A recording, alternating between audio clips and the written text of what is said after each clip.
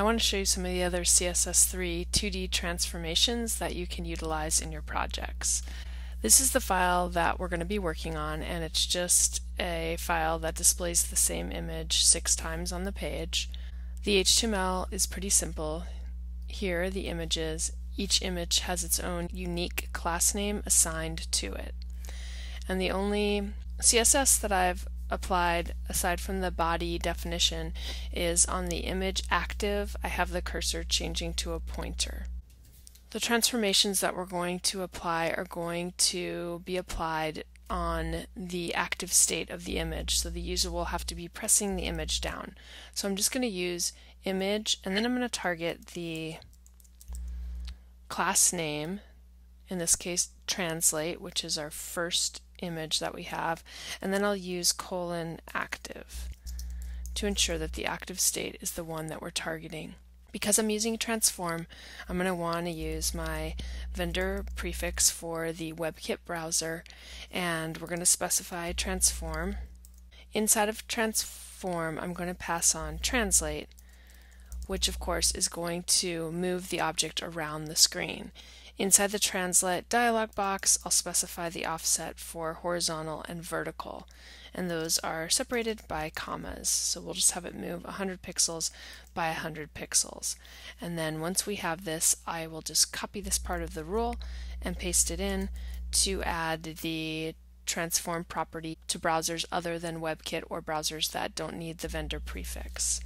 If we save this and we go look in the browser, when I refresh the page and I click on my first button right here, you can see how the image is moving 100 pixels to the right and 100 pixels down. So it appears to be moving diagonally, which is exactly what we specified.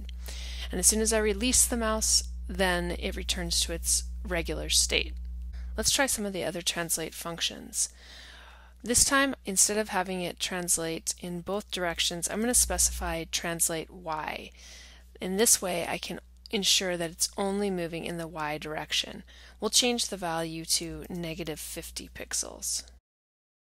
If we save and look in our browser, when I click on the second circle, you can see how it's moving in the Y direction, and it's moving to the left. Negative numbers will pull it to the left. Positive numbers are going to push it to the right. The next one that we have is going to rotate. So I'm going to change my class name to rotate. We're going to use rotate instead of translate. And instead of 2 values that get passed on, rotate is going to have a number that is between 0 and 360. I guess you could actually use numbers that were higher than 360 if you wanted it to rotate around more than one full rotation. We'll just use 200 degrees here.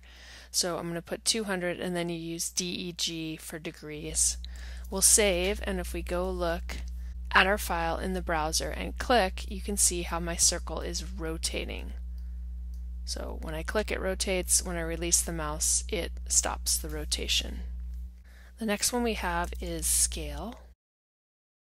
Scale takes 2 arguments, one for X and one for Y, and the values that you can plug in, 1 equals the same size as the original image, 0.5 would be half the size, and 2 would be twice the size. So you can scale proportionately or you can scale unproportionately, depending on what you want to do, but we'll just scale ours proportionately.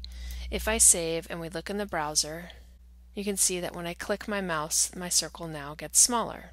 The next one that we're going to target is going to be skew. When you skew an object, you pass on degrees. If you just use skew, you're going to skew it in both X and Y. You can also use skew X or skew Y, as shown here, if you only want to skew it in one area. We'll skew ours 45 degrees. You can see when I click, it gets skewed. Now if I had altered this so it only skewed in one direction, let's just say Y, and it is worth noting that the Y or the X will be capitalized, so we're using that camel casing. You can see how the skewing happens a little bit differently. Now I want to show you how you can change the origin point on an image. Right now when I click, the image is rotating around the middle. By default, all transform functions assume a center origin.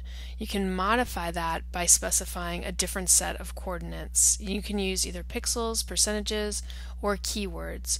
Let me show you how that looks. I'm going to take my last one, which I've given a class name of tOrigin, and we're going to use rotate, but I'm going to pass on, in addition to the transform rotate, I'm going to use transform origin.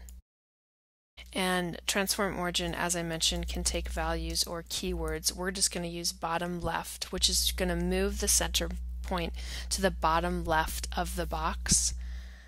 And I should use my vendor prefix here as well.